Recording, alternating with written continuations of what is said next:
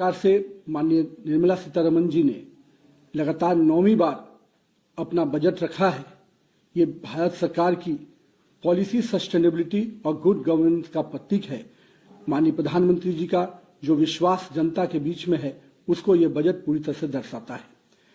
हम लोगों ने देखा कि किस प्रकार से माननीय प्रधानमंत्री जी का सबका साथ सबके विकास के जो मूल मंत्र हैं, वो इस बजट के पूरे विस्तार में दिखता है। साथ ही साथ विकसित भारत 2047 के बनाने का जो सपना माननीय प्रधानमंत्री जी ने देखा है, उसके लिए भी ये संकल्प से सिद्धि वाला बजट है। इस बजट में जहां भारत के वैश्विक अस्थिरता के बावजूद भारत का जो ग्रोथ रेट है, जो 7% लगातार बढ़ रहा है, ये दिखा रहा है कि किस प्रकार से हमने अपने जीडीपी को लगातार मजबूत किया है और साथ ही साथ इन्फ्लेशन को भी अपने कंट्रोल में रखा है। ये इस दिशा में दिखाता है कि हमारे बजट में किस प्रकार से डेप्थनेस है, सबको लेके चलने का हमारा जो विश्वास है और सभी इंफ्रास्ट्रक्चर प्रोजेक्ट को मजबूत करने का जो हमारा विश्वास है, उस पर यह बजट काफी आगे दिख रहा है। युवा शक्ति को मैं मान सकता हूं कि युवा शक्ति ड्रिवन बजट है। इस बजट में जहां इंफ्रास्ट्रक्चर के ग्रोथ के पूरी तरह से मैन्युफैक्चरिंग यूनिट को आगे बढ़ाने का प्रयास किया गया है, इस बजट के में नए रोजगार के सृजन के अवसर को उत्पन्न किया गया है। मैं मानता हूं कि जिस प्रकार से सेमीकंडक्टर, इलेक्ट्रॉनिक्स, स्पोर्ट्स, बायोफार्मा, ऐसे कई अन्य क्षेत्रों को जिस प्रकार से सरकार का इंसेंटिव मिल रहा है, कहीं 40,000 करोड़ का सेमीकंडक्टर्स के क्षेत्र में, 10,000 करोड़ का बायोफार्मा में जो सपोर्ट सिस्टम खड़ा हुआ है, ये सपोर्ट सिस्टम स्पष्ट रूप से सरकार की इस मंशा को दोहराता है कि हम नए रोजगार के सृजन की दिशा में आगे बढ़ रहे हैं। साथ ही साथ इस बजट ने महात्मा गांधी के ग्राम स्वरोजगार पहल को भी दिखाया है।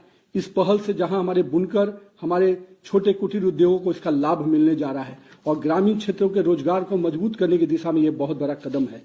साथ ही साथ टूरिज्म और कल्चरल सेंटर को भी विकसित करने का जो सपना माननीय प्रधानमंत्री जी देख रहे हैं, लगातार उस दिशा में सरकार का ये बजट उस पहल को दिखा रहा है। साथ ही साथ हम कह सकते हैं कि 20 नए वाटरवेज के निर्माण का जो पहल है, वो कहीं न कहीं हमारे नए ट्रांसपोर्ट के दिशा को खोलता हुआ बजट दिख रहा है।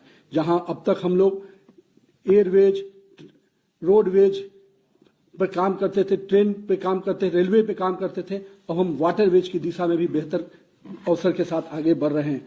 पटना और बनारसी को शिप रिपेयरिंग सेंटर के रूप में विकसित करने की जो योजना माननीय प्रधानमंत्री जी ने बजट में दिखाई है, उससे कहीं न कहीं इन इलाकों में भी बहुत बड़ा नए रोजगार के सृजन होंगे।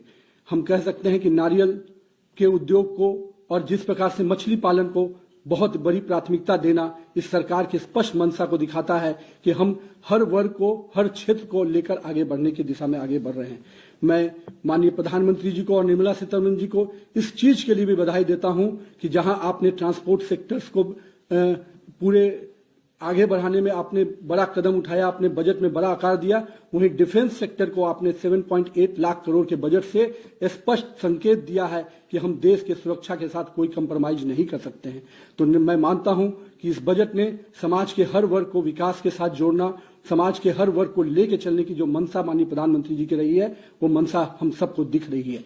और हम कह सकते हैं कि आज के इस बजट से समाज का हर वर्ग, चाहे वो युवा हो, महिला हो, नारी हो, मध्यम वर्ग हो, सबके लिए माननीय प्रधानमंत्री जी ने इस बजट में आकार दिया है। इसके लिए मैं माननीय प्रधानमंत्री जी को और माननीय वित्त मंत्री श्रीमती निर्मला सीतारमण जी को बहुत बहुत बधाई देता हूं। इस बजट विकसित भारत के 2047 के सपनों को पूरा करने वाला बजट है।